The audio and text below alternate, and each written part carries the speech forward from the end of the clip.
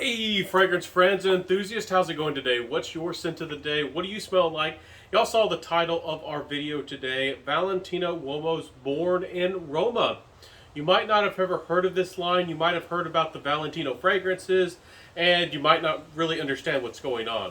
So essentially, there was the regular Valentino Uomo fragrances, and they, for some reason, decided to switch over to the Born in Roma line. Maybe these fragrances sold better, or they tested this new DNA. Maybe it was cheaper to produce. Maybe it worked better with a test or a sample group, or maybe they just didn't like the direction of where their company was going. Not really sure why they decided, but they have discontinued all the original Valentino Uomo fragrances, the Aqua, the original. I believe there was an Intense, there was an Absolute version, which was really great. The Noir Absolute also, which was almost like a niche fragrance. The quality was outstanding. Those fragrances did have some similarities, I suppose you could say, to Dior Homme. They had some iris, they had some leather. They were fresh, but in their own way. But they really just had some. They weren't, in my opinion, terribly unique. But the quality was really quite nice for a designer line. Really underrepresented. I don't think that they sold terribly well, and that's what I suspect why they went over to this new mass appealing DNA. And they're trying to have a new go with their company, attempt a new line and hopefully have success. I think that's what they want, and I think that's what they're going for. So let's talk about this fragrance. Without further ado, you probably didn't come here for a little quick history lesson, but I wanted to give y'all a recap, catch y'all up, keep y'all in the know, because you might not know what's really going on, even of the recording of this video. So this fragrance, Valentino Uomo, this Born in Roma, this is the EDT version. There are going to be new flankers coming out. There are, I think, already some flankers out of this fragrance as of this recording. And this fragrance here, they say it has some salt. They say it has some smoky elements with vetiver. They say it has some woodiness. What I smell out of this fragrance is a modern, contemporary, I guess you could say slightly masculine fragrance. It's very overtly blended. It's very sweet. You can tell it's using modern synthetics, which nothing is wrong with that. It gives it some modern, mass appealing qualities. I don't really get a lot of smoke, not a lot of vetiver. But again, this is a classic, kind of like a modern classic, I guess you could say, DNA. It's not, it does have modern sweetness. I wouldn't say it's overtly sweet or overtly playful. It doesn't go shampoo-like. It doesn't go cotton candy. I don't feel like it goes heavy on the ambroxan.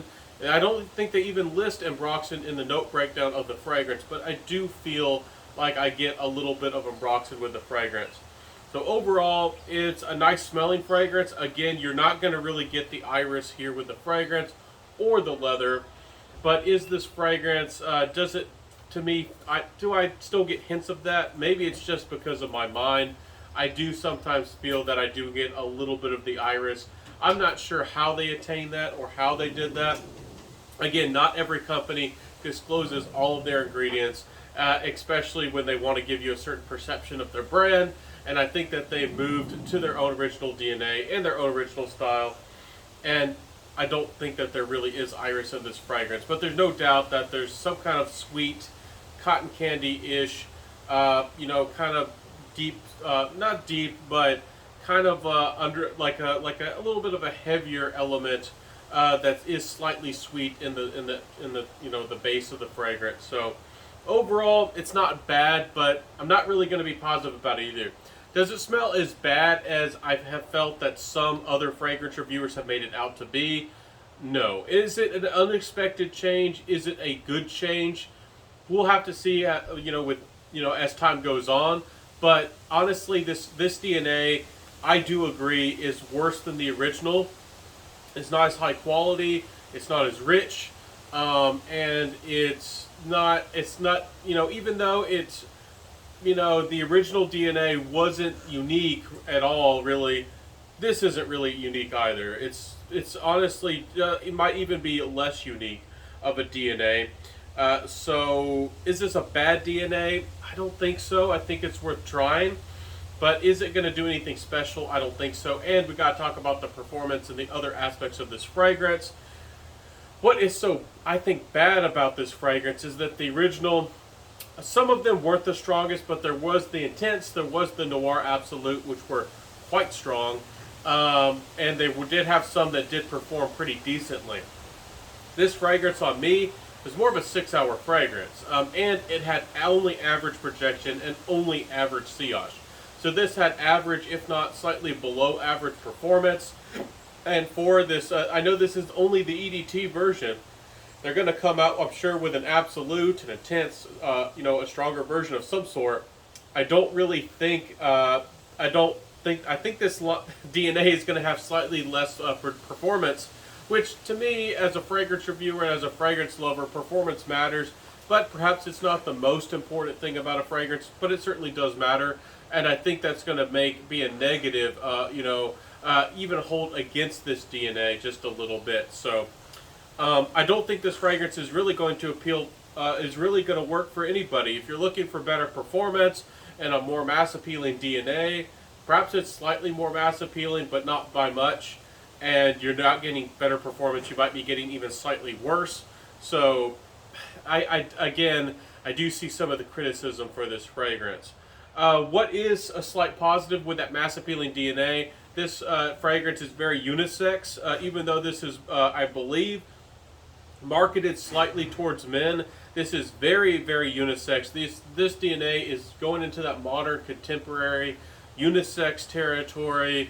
And I don't think it's intended, and I don't know how they did it, but to me this fragrance does resemble or have, in my memory, in my mind, with, I don't know why, but it reminds me slightly of Baccarat Rouge 540, which is very unisex, and anybody and everybody can wear it, of course, and quite easily, and be comfortable with how they smell and how they feel and how they come across with that perfume or fragrance. So overall, it can get you positive attention, but I think you'd have to put out a lot of sprays of it. And there's so many other fragrances that do so much better for the price. And, also you might not have heard about this. So you going into this fragrance, a lesser known fragrance, you might be expecting, a more unique, higher quality fragrance, or you might be expecting that performance because you went out of your way to go for a designer fragrance house that's less known, with less distribution, and you might have, you might have to make a blind buy on a fragrance like this because it's not so available to you. And that gets me into my final thoughts. Is this a bad fragrance? No. I think that with any time there's a big change with the DNA, sometimes it's warranted. The criticisms behind a fragrance, especially with things like the Dior Homme line, especially with the Dior Homme, the 2020 version, them completely changing the DNA and essentially giving you a brand new fragrance. It was reformulated more than just taking out the iris. Some people just say it was just the iris taken out. No, it is a completely different fragrance. And they stuck it there, and they essentially cheated or kind of tricked people into buying their new DNA of their fragrance. I wouldn't say this is that bad. They had the decency to name this this new line of fragrances a new name, Born in Roma. Again, I don't know if that's supposed to sell to the people in Rome or Italy. The Born in Roma idea, but the Born in Roma idea, I'm sure it could work, but it's not to me. The idea of that name doesn't really inspire me or capture my imagination, and this fragrance doesn't really play up to me with like the architecture, the famous Roman architecture, and like the sandstone and the beautiful Italian the citruses that Italian Italy is famous for. This fragrance doesn't really play on any of those strong suits. So I'm not sure where this line is going. I'm not sure how it will be well received. If it will or if it won't, I don't really think it will, as if I had to make a prediction.